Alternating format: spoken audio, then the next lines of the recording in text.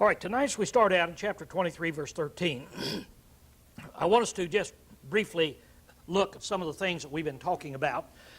When you have a weekly class, it's kind of hard to keep in mind what we're talking about the last week and put it in the proper context. And that's the thing that I want us to remember. That even though it will take several weeks to get through the book of Matthew, it's not going to take very long for Jesus to get through with his life, because he's only got about 2 more days until he is put to death.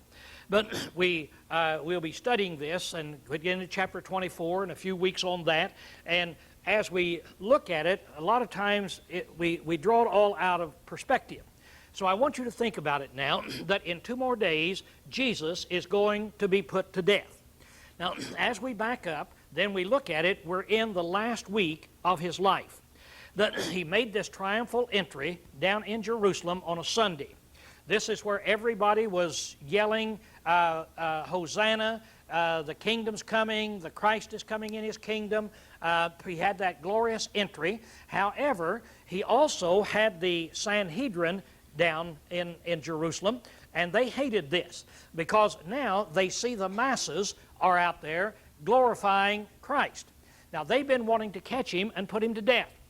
But now then the masses of people are starting to yell and starting to glorify him. And so this is throwing their plan into a tailspin. So Jesus goes down. He goes into the temple. And you remember the first thing he did when he got in the temple? Cleansed it. He cleansed the temple. That, of course, would set up a lot of animosity. Now, I want to call your attention to the fact that Jesus cleansed the temple on 2 separate occasions.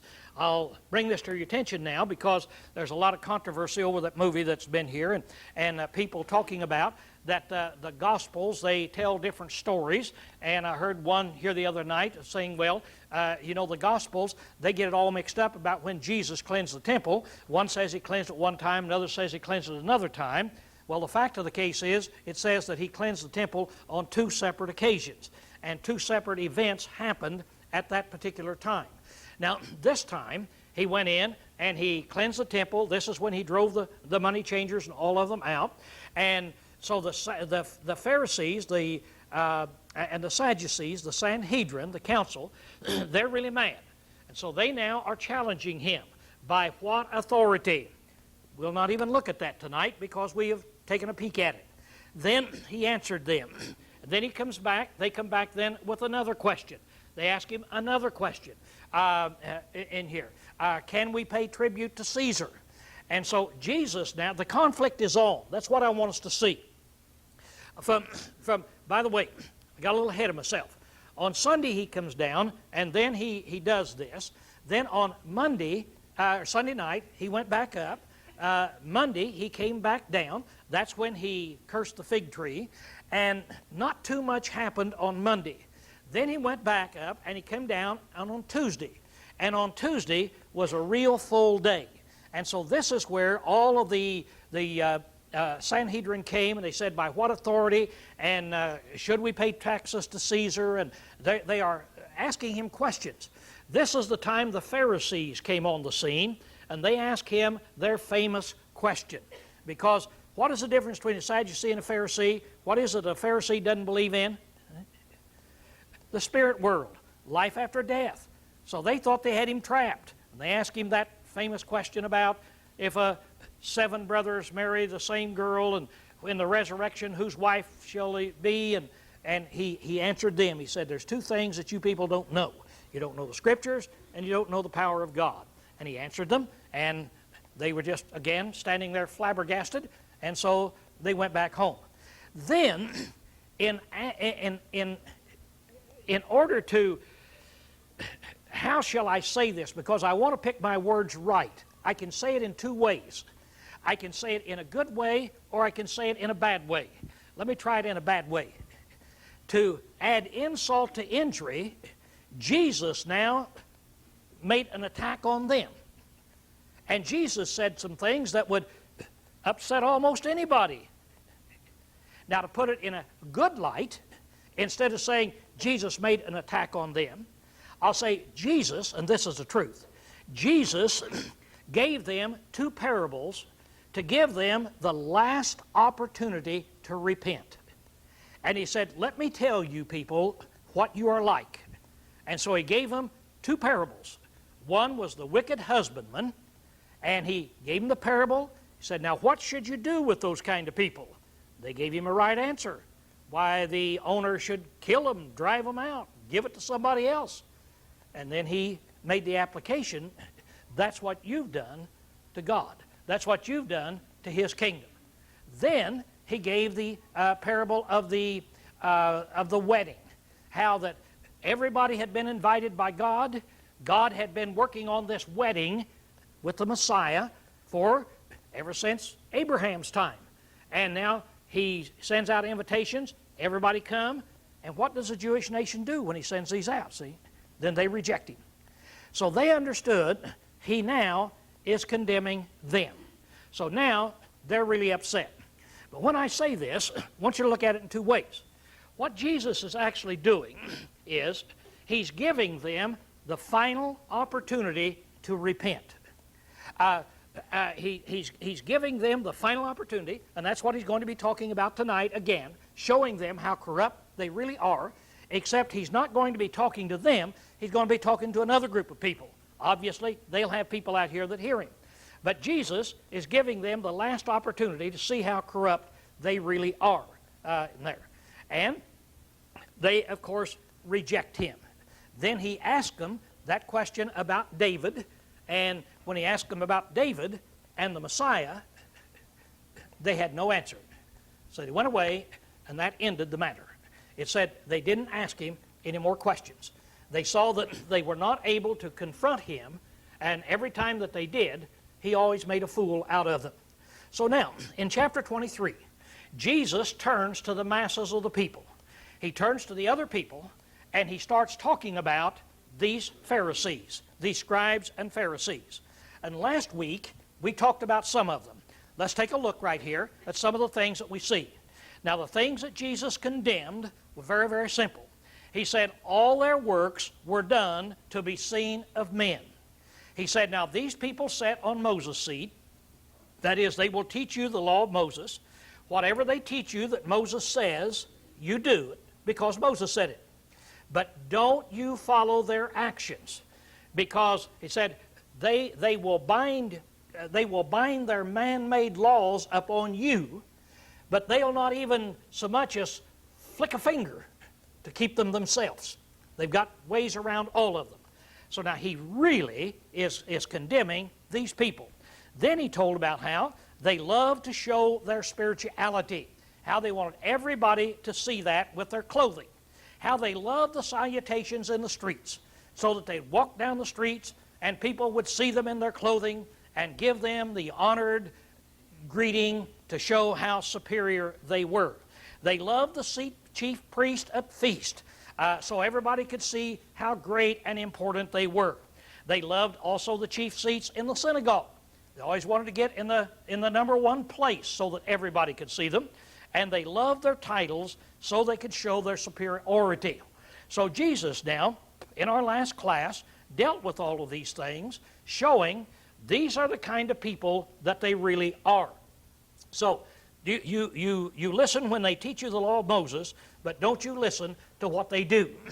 Now, he's getting ready to condemn them very, very severely. As you notice, over and over and over again, he's going to call them scribes, Pharisees, and hypocrites. Look in verse 13. That's where we'll start tonight.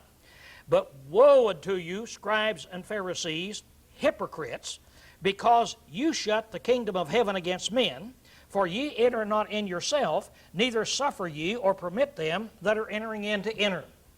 So, he tells them now that they're hypocrites. We talked about what a scribe is. He's a very learned man. And the Pharisees were they were noted for their meticulous religious confirmation. How that they would just get down in a very meticulous way to make sure that they were spiritually right in that realm. But now, he tells them, he said, you're hypocrites. I suppose everybody in here knows what a hypocrite is, don't you? We've talked about it before. May have forgotten. Anybody remember what a hypocrite is? Philip? An actor. A Hollywood movie star. That's what a hypocrite is. Now, today, when we use the word hypocrite, it's always in a bad connotation, isn't it? See, it's always in a bad connotation. So we look at it and we see it a little out of focus of what they looked at. They had their actors in those days just like we do today. Every major city over in that land, all the way through the land, not only in Israel but in all of Europe, every major city had gigantic theaters. They would hold thousands of people, and thousands of people would go see them. You have to understand, they didn't have too many newspapers, they didn't have too much TV, didn't have too much radio, and so they didn't have any of these things that would keep us from going. And so their entertainment was to go to the theater. So they'd go to the theater. So they had these actors then that would come around and put on a play.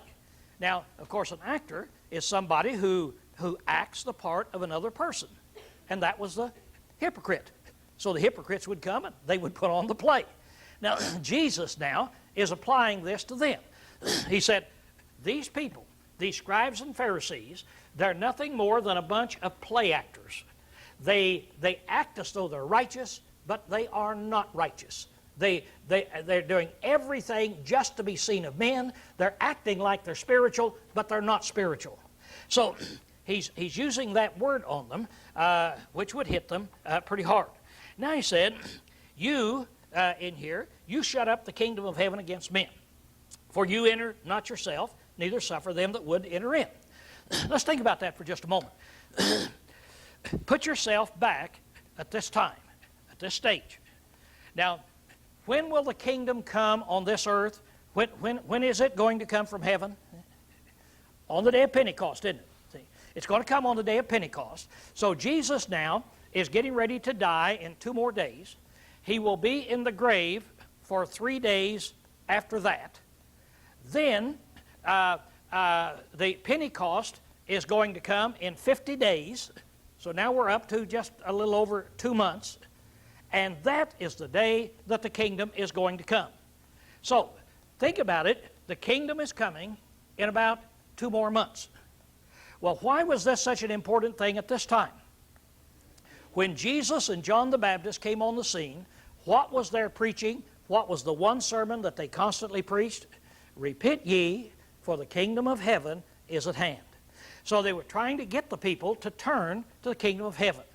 Now, in order to get into this kingdom of heaven, or turn to the kingdom of heaven, it's important for us to understand that the king is standing there before them, the Messiah. This is his job. This 3 years on earth, where he's saying, repent ye, for the kingdom of heaven is at hand. During this 3-year period of time, he is presenting himself as the king. He's the Messiah. He's the king. He's trying to get them to see that. Now, as he presents himself in here as the king of this kingdom that is coming, what have these scribes and Pharisees done to him? Now, keep in mind, he's talking to the common people over here. He's talking to people, and he said, now here's the kind of people that these people are, see? That they shut up the kingdom of heaven. Well, how did those Jews shut up the kingdom of heaven? See? Well, this is, of course, graphic, figurative language of how they're just trying to slam the door. They're trying to keep anybody from going in. Well, what's the best way to do it? We go back and read what they've been doing, and they've been fighting the king, haven't they? See? They've been fighting the Messiah all along, not accepting him as the Messiah, that he is nothing more than a blasphemer. And so you people, you won't enter in, and you won't let other people enter in. You're trying to turn everybody else away from the truth. Then he goes ahead and he said, now another thing about you. Woe unto you, scribes and Pharisees, hypocrites, for you compass sea and land to make one proselyte. And when he has become so, you make him twofold more a son of hell than yourselves. Now, 2 or 3 things to look in this. Again, showing how ungodly they were. You compass land and sea. That's a graphic way of showing the energy that they expend to make one convert. You will not stop at any expense to make a convert. A proselyte is where you convince some person to change their religious status. When you go over and if you take a heathen and you converted him into a Jew, he's a proselyte. If you take a Jew, somebody that doesn't believe in the Christ, and you can get him to convert to Christianity, you'd call him a proselyte. Anybody that changes their religion. In our common ordinary culture, if a Baptist converts a Methodist, what do you call him? You call him a proselyte, that you've been able to take somebody and convert them to your religion. Now, you people compass land and sea to do this. Now, what he's talking about is not going out and encompassing people to turn to God, but to make Pharisees out of them. You will do anything that you can possibly do to get somebody to become a Pharisee just like you are. And when you do, you make him twofold more a child of hell than yourself. Now, this is really graphic. Remember, 2 more days, they're going to put him to death. And he has the courage to stand before this group of people and make these accusations. Now then, he has stated they are children of hell. They're children that devoted themselves, their people devoted themselves. That is what's going to happen to them. But you make them twice as bad as you are. Now, I think that as you look at anybody that has lived a long period of time and they've seen generations come and generations go, what happens when one generation starts something? One generation starts something, then they convert some other people, then they convert some other people. Does it get more emphatic or does it get less and less? See? It gets more confusing, more emphatic all the time in all the movements like that. If you take the hippie movement, that's the way it'll go. Whatever movement that you would take, it goes in that particular realm. Let's take the Reformation movement. Martin Luther, John Wesley, those men. Those men cried out back to the Bible, then they wrote some human creeds. Now I want to ask you, what about John Wesley and Martin Luther? What do you think their attitude was toward the Bible? Do you think it was a good attitude, or do you think it was just that they just shoved it off as not important? Do you think they believed in the inspiration of the Bible? They did. They believed that Bible is inspired. They made mistakes. They started religions that shouldn't have been started. They made mistakes. But let's bring it down today to the Methodist preacher here in Monroe. This last week, it came out in the paper, for those of you who get that new paper, I forget what it's called, but in the paper, why the Methodist Church has accepted the first openly practicing gay couple. And they were so proud of it, and so they got in the paper and were interviewed. And the pastor of the Methodist Church was telling how that the Lord loves everybody, and we follow the Word, and the Word would have you to do this, and all these wonderful things about how spiritual He is. And there was a lady, I think it said about 85-year-old lady, I think it said, but an old lady. She wrote him and said, how could you say that we follow the Word when we are doing something that is opposed to the Word of God? And his reply was, we do follow the Word.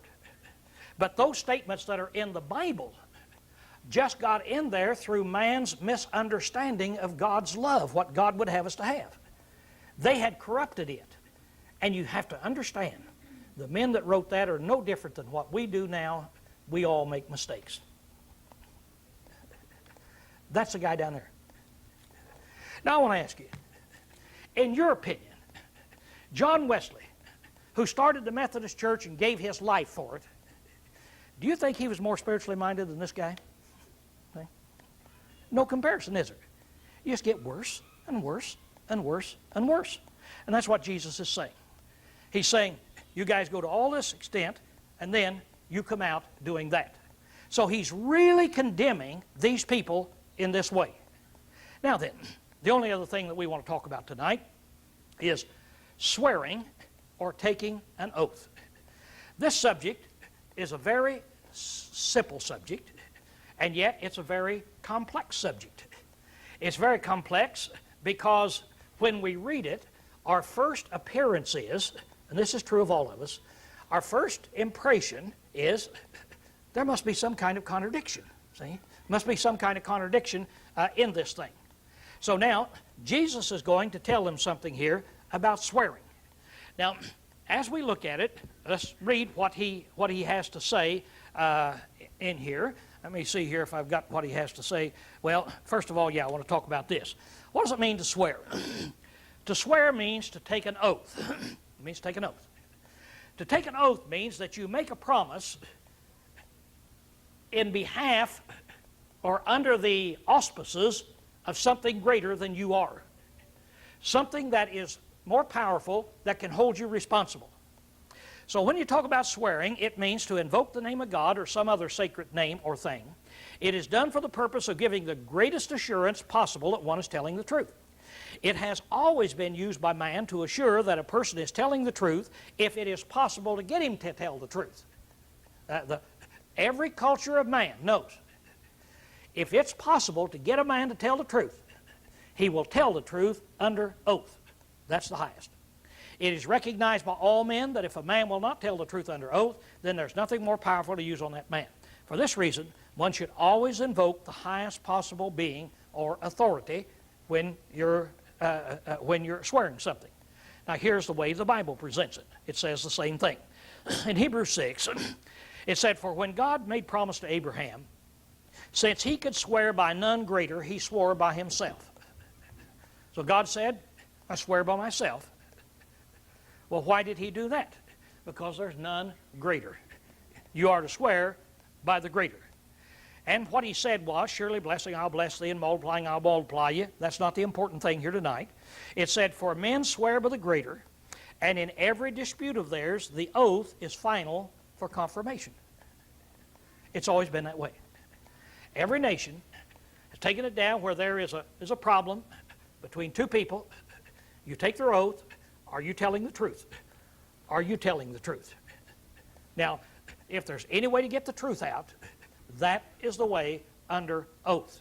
So, you take it, though, here, that the oath must be taken as a final confirmation by something that is superior to you. Now, let me look at this right here before we go any farther. Let's read it, and we're going to talk about several other things here in the next few minutes. He said, woe unto you, you blind guides, that say, whosoever shall swear by the temple, it is nothing. But whosoever shall swear by the gold of the temple, he is as a debtor. Now the idea is this. These Jews had done the same thing to swearing that they had done on the Sabbath day. They had taken the Sabbath day and 1,000 other things, and they had made hundreds and hundreds of laws saying, here's what you can do, and here's what you can't do. You see, you read in the Bible about a Sabbath day's journey, don't you? See, about a Sabbath day's journey in Acts, the first chapter. There is no such thing as a Sabbath day journey in the Bible. According to Moses from God, there's no such thing as a Sabbath day's journey. But they had one. They had one. You say, well, how long was it? Well, the scholars have figured out it's about 7/8 of a mile. Well, how did it get here? The Pharisees determined how long it was. Well, how did they determine how long it was? Because Moses said that you're to rest on the Sabbath, and on the Sabbath you're to do no work. So they said, now, we have to figure out if a man is walking somewhere, what would be considered work and what would be considered just the necessities of life. Because you see, it might be that a guy needs to walk up here to feed his sheep in this pasture, of which no sheep was kept where people lived. They always had to go somewhere and do this. So how far can I go to feed my sheep? Well, there's no limit. Well, if there's no limit, what about a salesman? A salesman that's down in Antioch, and he says, you know, I want to be up in Galatia so that I can get in there maybe on real early and do some sales. So I'll walk all day on the Sabbath day, so I'll be there. Well, obviously that would be laboring. See? So how far? So these people, the scribes and the Pharisees, they determined, they walked it off, said this far, 7/8 of a mile that they've got. Now the same thing in swearing. What can I swear by? What can I swear by? You might say, why would they want to swear? How much swearing do you hear today?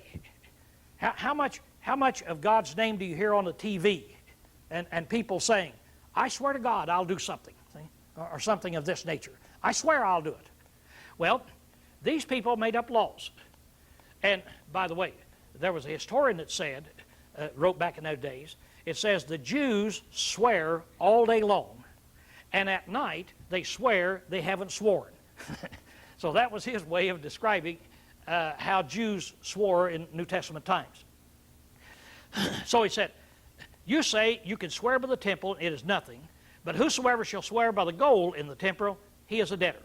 You fools and blind, which is greater, the gold or the temple that has sanctified the gold? So I said, now, stop thinking, you blind guides. Which is greater? Is it the temple of God, or is it the gold that was put in the temple? Well, obviously it's the temple. They just turned it around backwards. He said, and whosoever shall swear by the altar is nothing. But whosoever shall swear by the gift that is upon it, he is a debtor. Then he says, again, you blind, for which is greater, the gift or the altar that sanctifieth? For therefore he that sweareth by the altar sweareth by it, and all things thereon. He that sweareth by the temple sweareth by it, and him that dwelleth therein. And he that sweareth by the heavens sweareth by the throne of God, and by him that sitteth thereon. You can't just go swear by something that you want to swear by. Now, when you swear and somebody's holding you responsible, it means he has the authority, he has the ability to see that you do that. Let's suppose Roger's making a deal with Steve back there, and Roger says, I tell you, Steve, this is it. If I back out, I swear by Lowell's car, I'll not back out. Okay, sounds good. So he backs out. What does that mean? He has sworn by my car, so what does that mean? Well, if he's going to do anything about it, if it's going to be good, he's going to have to take my car and give it to him, isn't he? Or my car is going to have to do something to Roger and punish Roger. See? Well, since that's not going to happen, I guess then Roger swears by my car means he has the authority over my car. Now, when you swear by heaven or earth, who are you swearing by? When you swear by the temple, who are you swearing by? Who owns it all? See? That's the point he's trying to make. He's saying, you're blind? Don't you know it all belongs to God? You can't do this. Now, here it is then. We get down to this, and I want to talk a little bit about swearing because it's a big thing in our society in here. Can you swear at all? See, Jesus has already said this, and we went through it pretty rapidly when we went through the Sermon on the Mount because I knew I was going to be covering it down here. Let's look at what Jesus said back in Matthew chapter 5. Ye have heard that it was said to them of old time, thou shalt not forswear thyself. That means swear and not keep your oath. But thou shalt perform unto the Lord thine oaths. But I say unto you, swear not at all. That's pretty simple. Neither by heaven, for it is the throne of God, nor by the earth, for it's the footstool of his feet, nor by Jerusalem, for it's the city of the great king. Neither shalt thou swear by thy head, for thou canst not make one hair white or black. But let your speech be yea, yea, nay, nay, and whatsoever more than these is of the evil one. So you say, okay, Jesus said swear not at all. And he did. But I'm going to set up a problem for us in here. And James said, but above all things, my brethren, swear not, neither by the heaven, nor by the earth, nor by any other oath, But let your yea be yea and your nay nay, that you fall not under judgment. Pretty simple. Swear not. Now, it sounds real simple, and a lot of times we say, well, if we go to court, do you swear by God? You say, no, I won't swear, I'll promise. And so some of the courts will let you do that. They say, well, we don't see any difference in the thing in here. But because it says, swear not at all. Now, here's the problem. The problem is that Moses said something about swearing. Now, what law did Jesus live under? What law were they under? Law of Moses. Moses said, thou shalt fear Jehovah thy God, and him shalt thou serve, and shalt swear by his name. Now that's a commandment, that you're to swear by the name of God. In Deuteronomy 10, thou shalt fear Jehovah thy God, him shalt thou serve, and to him shalt thou cleave, and by his name shalt thou swear. Now that is awfully clear again. Can't explain it because it is a command. You're to swear by the name of Jehovah. If a man deliver unto his neighbor an ass or an ox or a sheep or any beast to keep, and it die or be hurt or driven away, no man seeing it, the oath of Jehovah shall be between them both. So they're going to ask this guy, did you put your hand upon that oxen or whatever it was? Or did it just die of its own or run away of its own? Or did you butcher it? And then you have to swear by the name of God. You have to swear by the Lord. So that was a commandment given to them. If a woman, if her husband suspected she committed adultery, he could take her to the priest, and the priest then would go through a certain ceremony and cause her to swear that she hadn't committed this adultery. So here we have then Moses making it very plain, commanding in some cases, you are to swear under certain things there, but you're only to do it in the name of Jehovah then, or the name of God. Now here the practice of the Jews. We just read this. I want you to look through what's in there in the red. Look in there in the red what you're not to swear by. Temple, gold, altar, the gift, all things on it. And so you're not to swear by that. That's in there. Now, Jesus would not have told the Jews who lived under the law of Moses to disobey Moses. We know that because he's already told us back in Matthew chapter 3, verse 17. He said, think not that I came to destroy the law or the prophets. I came not to destroy, but to fulfill. For verily I say unto you, till heaven and earth pass away, one jot or one tittle shall in no wise pass from the law till all things be accomplished. This law is going to stay in effect until all has been accomplished. Jesus had fulfilled it. Whosoever therefore shall break one of these least commandments and teach men so, shall be called least in the kingdom of heaven. But whosoever shall do and teach them, he shall be called great in the kingdom of heaven. Now, what does it sound like Jesus is going to do with the laws of Moses? Even the smallest of the laws. He's not going to break them. He's going to teach exactly what Moses taught. Now, Moses taught you're to swear by the name of God.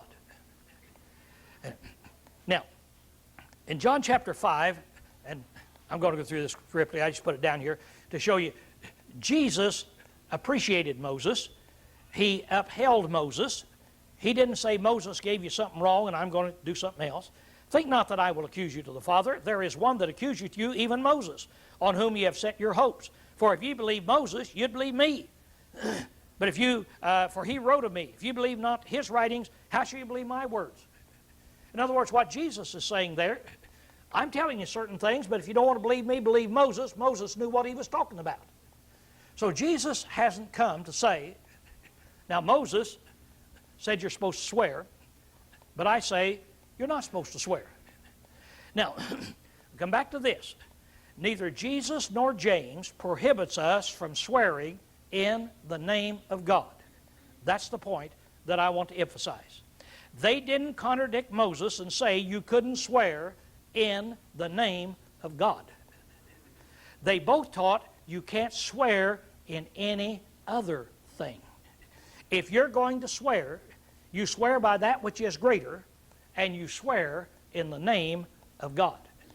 And when you do that, you're honoring God and extolling God as the great being that He really is. If you're going to swear by the temple, then you're extolling the temple. You're swearing by God. That was the honor. That's why He told the Jews, don't you swear by anything other than me. Now, James doesn't prohibit us from the swearing in the name of God. Let's look at this. James said, but above all things, my brethren, swear not, neither by the heaven, nor by the earth, nor by any other. Now, I want you to zero in on that word, other, oath. But let your yea be yea, and your nay, nay, that you fall not under judgment. Now, here's an interesting thing in the Greek language. The word for other is allos. That dollar sign shouldn't be out there. It turned it into a dollar sign in this computer. In here, it's supposed to come out in Greek there, and I don't have Greek fonts in here. I just realized right now. But the word is allos. Okay. Now, allos means another of the same kind. Another of the same kind. If I come to your house and you said, Lowell, I want to show you a pet, so you show me a dog. I say, well, have you got any other? I'd say allos. That means you got any other pets in here of the same kind that's here. Heteros is other of the different kind. We all know about that, don't we? Heterosexual, you see. And so it's of the same kind. Now what he says is, don't swear by any other oath of the same kind as heaven and earth. Let's go up here and read it again. But above all things, my brethren, swear not, neither by what? Heaven, nor by earth, nor by any other of the same kind. See? In other words, don't you swear by anything that's going to fall under the God of heaven. Jesus didn't prohibit it. Jesus also enumerated the kind of oaths that you can have. Let's look at what he says. It said, but I say unto you, swear not at all, neither by. Now he's going to tell what you can't swear by. Heaven, throne, earth, Jerusalem, your head. He names them. Now let me give you an illustration. In Mark the 6th chapter, verse 8, Jesus sent out the 70 people and he told them, he charged them that they should take nothing. That's pretty simple. What are they supposed to take? Nothing. They're to take nothing for their journey, save a staff only, no bread, wallet, money, or go shod with sandals. And he said, don't take 2 coats. Now when he says, take nothing, he didn't mean you can't have anything. He's talking about you don't take an excess of your things that you need. Later on, he's going to tell these apostles in here, just about tomorrow, he's going to be telling them, he's going to say, now I told you one time to go and take nothing, now I'm telling you, take things. See? So when you go out on the Great Commission, you're to take whatever you need. But the idea is, take nothing, then he enumerates it. Not this, not this, not this, not this. Those are the things you're not supposed to take. Don't swear by anything. By what? Well, by the heavens and so forth. So what he's telling them all the way through is, you don't swear by anything less than God. Now let's look at the practice of Jesus while he was on the earth. In Matthew 26, that we'll soon be reading, the council brought him up, and it said, Jesus held his peace, and the high priest said unto him, I adjure thee. Now that's the word, I put you under oath. That means, I put you under oath. Now he's put under oath. Now you might say they can't do that. In our courts they say, do you promise? They're putting you under oath.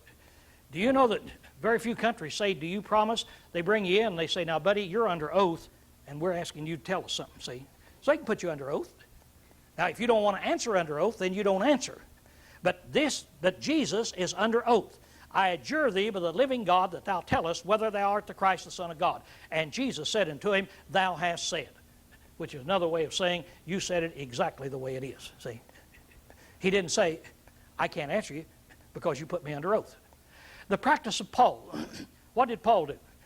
Paul, when he wrote to the Thessalonians, he said, I adjure you. He put them under oath. By the Lord, I adjure you by the Lord, that this epistle be read unto all the brethren. Now he didn't say I put you under oath by the throne or by your car or something. but by the Lord. And so they were put under oath when they received that. Paul again says, but I call God for a witness upon my soul that, and then he tells what he did. He's putting himself under oath. He's saying, as we would say, I swear. I'm swearing before God. God is my witness. And this was quite customary with Paul. God is my witness, whom I serve. God is my witness, how I long for you. Now touching these things which I write unto you, behold, before God, I lie not. So Paul himself then took oaths, but always in the name of God. Because when you take an oath in the name of God, you're exalting God to the high place of where he ought to be. You don't get down into these taking oaths the way that we do it in everyday conversation today and the way they did it back there. In Revelation 10, an angel came on the scene, and the angel that I saw standing upon the sea and upon the earth lifted up his right hand to heaven and sware by him that liveth forever and ever. So he took an oath by the God of heaven. So my conclusion is that the Bible, both Old and New Testament, Jesus and all others teach that if you are going to take an oath and you're going to swear, you make sure you do it by the God of heaven. And when you do that, you're exalting him and saying, I realize he is the only one capable of holding me responsible and doing something to me if I don't keep my oath. Okay, class dismissed.